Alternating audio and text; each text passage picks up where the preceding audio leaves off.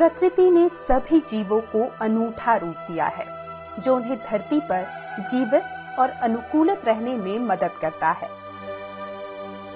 ऐसा ही अनूठा संसार है पक्षियों का। पक्षियों का विकास रेप्टाइल्स से हुआ है। अपनी विशेष संरचना और अनुकूलता की वजह से ये पूरे विश्व में पाए जाते हैं। किसी भी जगह पर पक्षियों की उपस्थिति इस बात की सूचक होती है कि उस जगह का पर्यावरण काफी बेहतर है। ये प्रकृति के ताने बाने से पूरी तरह जुड़े होते हैं, इसीलिए बीजों के परागण में भी इनका बहुत महत्व होता है। कई वृक्षों के बीज तो पक्षियों की आंतों से गुजरकर ही उग पाते हैं। पक्षी विशेषज्ञों के अनुसार विश्व में लगभग 10,000 पक्षी प्रजातियां पाई जाती हैं, जिनमें से 13% तो सिर्फ भारत में ही है।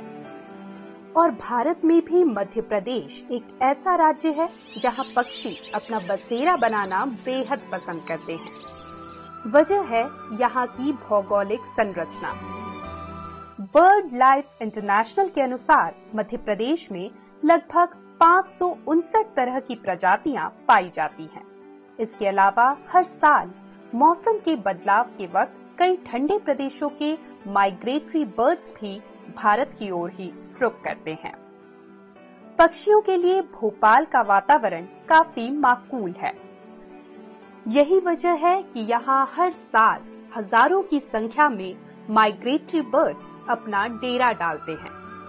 इन पक्षियों को सही माहौल मिले और लोग भी इनकी गतिविधियों में रुचि लें, इस बात की गंभीरता को समझते हुए Madhya Pradesh eco tourism development board ने भोपाल शहर में बर्ड वॉचिंग और पक्षियों के बसेरे के लिए कई विकास किए हैं।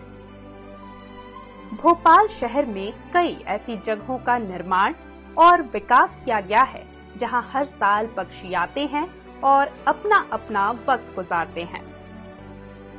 ऐसी ही कुछ खास जगह है वन विहार नेशनल पार्क, केरवा, कलियासोत और कोलार डैम। पार्कों में एकांत पार्क, धनवंतरी पार्क, साथ ही शाहपुरा तालाब और प्रेमपुरा घाट। यहाँ पर आप दुर्लभ पक्षियों की प्रजातियों को भी देख सकते हैं, जैसे black belly tern, black ibis, bristled grass bird, darter और snake bird, open bill stork, painted stork, sarus crane और व्हाइट आइबिस। इनमें से सबसे पहले बात करते हैं वन विहार की। 495 हेक्टेयर में फैला ये नेशनल पार्क पक्षियों के लिए एक अनुकूल जगह है और पक्षी प्रेमी इन्हें यहाँ सुबह और शाम के वक्त निहार सकते हैं।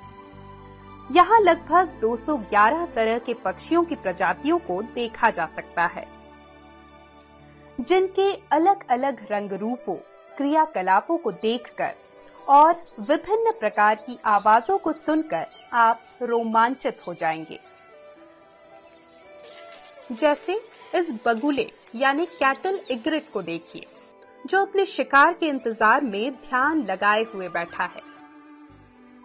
इसका नाम कैटल इग्रेट इसलिए रखा गया क्योंकि ये मवेशियों जैसे गाय भैंसों की सवारी करते हुए अपना भोजन आसानी से प्राप्त करते रहते हैं। यहाँ सुनहरे रंग की व्हिस्लिंग डक को भी देखा जा सकता है, जो रेसिडेंट माइग्रेटरी बर्ड है और समूह में रहती है। ये शोर मचाती है, इसीलिए इसे व्हिस्लिंग डक कहते हैं। इसके अलावा little cormorant, Indian shag, spot billed duck, white throated kingfisher, pied kingfisher, red wattled lapwing, yellow eyed babbler जैसे पक्षी भी देखे जा सकते हैं। वहीं जलमुर्गी यानी व्हाइट ब्रेस्टेड वाटर हेन और कॉमन मूरहन को भी आप पानी में कीड़े मकोड़े को खाते और विचरण करते हुए निहार सकते हैं। आइए अब कुछ और पक्षियों को निहारा जाए और इसके लिए हमें चलना होगा केरवा इको टूरिज्म केंद्र। ये केरवा डैम के समीप भोपाल के प्रमुख प्राकृतिक पिकनिक स्थलों में से एक है, जिसे इको टूरिज्म बोर्ड ने खास तौर पर विकसित किया है। यहाँ पक्षियों की लगभग 105 प्रजातियां देखने को मिल जाती है, जिसे देखते हुए विभाग ने यहाँ पर्यटकों को पक्षी निहारने के लिए बाइनोकुलर्स उपलब्ध कराने की सुविधा रखी है।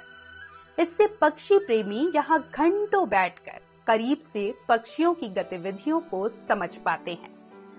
ये सुविधा शोध छात्रों के लिए तो एक वरदान साबित हुआ है। और हम लोग एमएससी के स्टूडेंट्स हैं, एमएससी वाइल्ड लाइफ के। और ये आज जो बर्ड वॉचिंग कैंप है, ये हमारे सब्जेक्ट से भी एक तरीके से लिंक करता है, क्योंकि हम लोग का सब्जेक्ट ही वाइल्ड लाइफ है। और हमें सर ने अभी पॉन्ड के पास जो बर्ड्स मिलती हैं उसके बारे में हमें बताया, और काफ़ी हमारी नॉलेज इस बारे में बढ़ गई। मतलब जो बर्ड हम लोग डेली देखते भी थे तो हम उनको आइडेंटिफाई नहीं कर पाते थे, बट आज सर के कारण हम उसको आइडेंटिफाई कर रहे हैं। और ऐसे कैंप लगने ही चाहिए, जिससे हमें पता चले कि किन बर्ड्स की संख्या जो है वो बढ़ रही है या घट रही है।